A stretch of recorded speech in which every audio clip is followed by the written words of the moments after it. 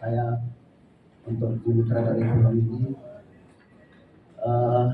Awalnya ya Pak Sangkar Bunuki cukup sering telepon saya karena saya agak agak agak ragu ya untuk menyutradarai.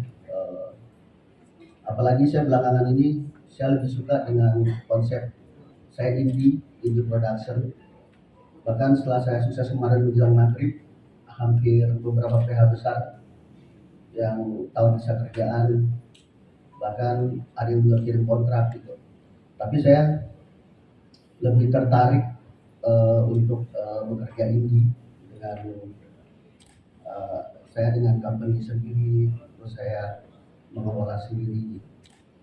Nah, beberapa kali Pak Sangkar telepon karena kita dulu pernah kerjasama kita di Star Vision dulu.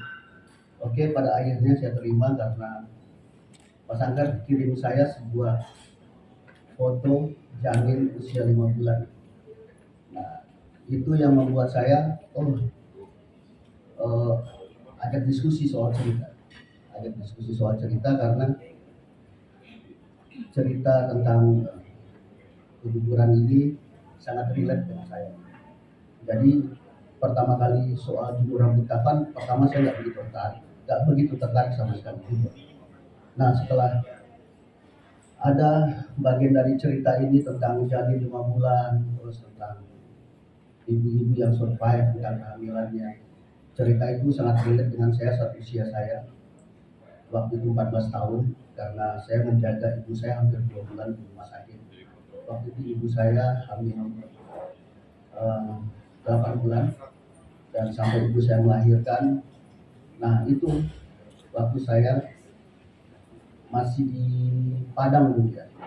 Nah, dari situ saya mulai membicarakan proyek ini sama Pak Sangkar. Saya mungkin tertarik untuk menyutradarai film ini, tapi skenario-nya harus diubah. Anak yang mengidolakan bapaknya pada akhirnya kecewa, dan bagaimana seorang bapak yang berusaha untuk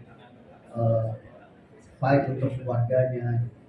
Nah, yang penting ceritanya itu berangkat dari sana dulu. Setelah semuanya Pak Sangkar setuju, baru saya mau menerima kerjaan ini. Karena buat saya membuat film sekarang ini cukup harus hati-hati ya, apalagi soal cerita. Nah, setelah itu saya dan tim kerja.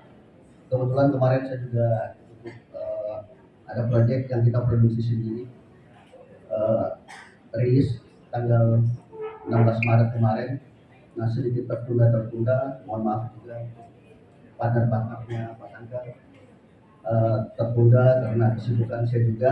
Pada akhirnya saya dan tim lewat diskusi yang cukup ketat juga, karena saya juga tipikal yang menulis dan semua tim saya harus baca, dan mereka juga harus kasih advice, mereka juga harus kasih catatan, karena saya kan juga tidak terlalu yang overconfidence dengan apa yang saya buat gitu. Lewat diskusi yang panjang, lewat kritisi yang panjang, akhirnya saya dan tim menyelesaikan sampai draft 8, dan semoga filmnya nanti menarik, dan semoga secara cerita juga semua artis juga nyaman dengan cerita itu, dan bisa memainkan setiap peran itu dengan cukup baik. Mendapat sebuah cerita, sebuah konsep cerita yang cukup menarik, yaitu Rambut Kafan. Rambut Kafan ini terinspirasi dari viralnya cerita di sosial media yang kami angkat dalam bentuk cerita. Kami olah selama lumayan cukup lama, berbulan-bulan kami olahnya itu. Kami merasa ini cukup menarik secara seluruh bagian-bagian dari proses pengerjaan ini, mulai dari pemilihan judul, pemilihan desain posternya, pemainnya, dan yang paling penting pemilihan sutradaranya tidak salah buat saya, karena saya sendiri sudah kenal baik dengan Pak Helvi. Pak Helvi ini adalah sutradara yang sudah banyak membuat film-film besar, film-film box office. Sama saya juga pernah dulu ada Terowongan Rumah Sakit, ada Goyang Karawang. Jadi itu perjalanan yang kita pernah lewati bersama-sama. Kebetulan bulan Januari yang lalu saya hubungin Pak Helvi untuk bahwa saya ada konsep seperti ini, dan Pak Helvi langsung tertarik dengan konsep ceritanya. Kita mulai langsung mengadakan satu ikatan kerjasama, ikatan kontrak di mana kita mulai bekerja sama. Dan khususnya di sini saya berterima kasih kepada Pak Helvi yang sudah sangat kooperatif. Setiap ide dan masukan yang diberikan sangat kooperatif orangnya. Enaklah diajak kerjasama itu, enak, mau menampung segala masukan-masukan. Kemudian juga teman-teman wartawan mungkin lihat kenapa di sini kombinasi artis kita agak berbeda kali ini. Kita menggunakan artis yang sudah cukup punya nama di dunia entertainment, seperti Catherine Wilson, orang kenalnya sebagai Keket, seperti Whitney Ismail dan Yama Carlos, semua udah kenal. Tetapi banyak nama-nama juga yang sudah dikenal, tetapi mereka lebih selebriti, mereka punya sosial media sendiri. Kayak Bulan Sutena ini punya follower yang puluhan juta juga. Nita Gunawan juga followernya cukup banyak. Kemudian siapa lagi di sini, ada Astrid ya, ada Astrid juga, ada siapa lagi yang saya belum sebutin? Ada Aiman, ada putranya Adipura, ada Kathleen Kos yang orang kenal Kathleen sebagai salah satu TikTok horor juga, dan sebagai saya yang 2 draft terakhir skenario saya tidak baca karena saya sudah yakin dengan Pak Helvi karyanya, karena memang ceritanya ditulis ulang oleh Helvi di sini, ditulis ulang, dirapikan kembali. Salah satu keyakinan saya kan juga kan Pak Helvi ini juga script writing dari luar negeri gitu, jadi saya dipercayalah bisa memainkan emosi penonton seperti roller coaster, karena saya cuma pesan sama Pak Helvi, tolong emosi penonton itu kita jaga seperti di roller coaster.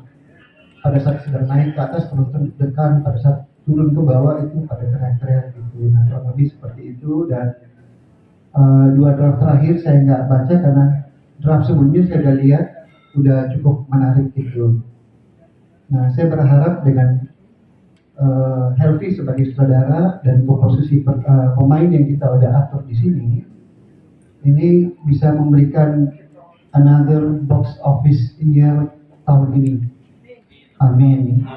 Mohon diaminin. Amin. Kurang kenceng enggak? Hai, saya Iman Riki sebagai Suban. Hai, saya Ahmad Bule sebagai Robert. Dan Demi Film Indonesia.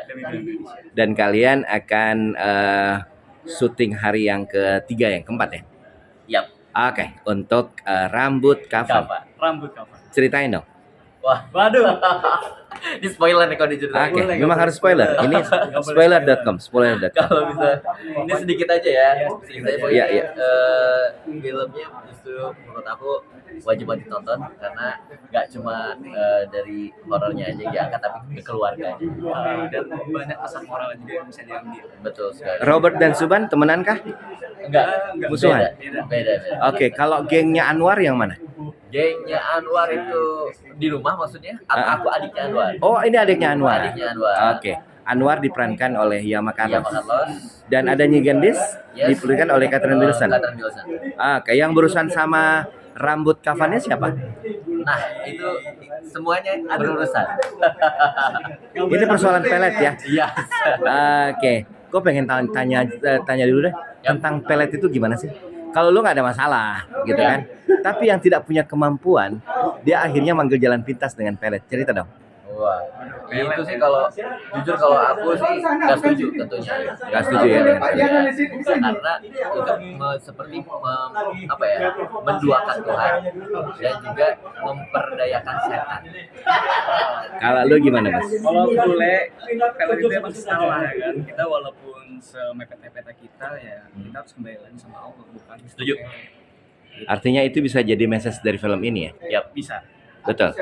Tapi di sini yang diangkat bukan cuma pelet, tapi juga soal pesugihannya juga. Oke. dengan rambut kafannya itu ya. Yes. Kalau mau tahu kelanjutannya gimana, Nonton aja nanti. Saya Mak Carlos di film Rambut Kafan yang akan segera tayang di bioskop di seluruh Indonesia. Saya berperan sebagai Anwar.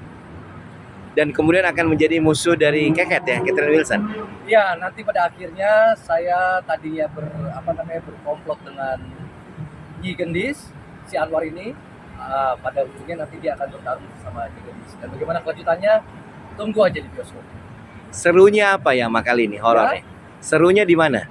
Serunya di mana? Ya, Anwar ini kan karakternya itu kan dia kan menggunakan segala cara untuk mendapatkan kekayaan demi kekayaan duniawi. Nah, cuman di ujungnya dia sadar bahwa semua itu tidak benar atau salah. Dan serunya lagi adalah dia menggunakan orang-orang di sekelilingnya untuk untuk melancarkan aksinya. Oke, sukses buat Yama. Sama-sama.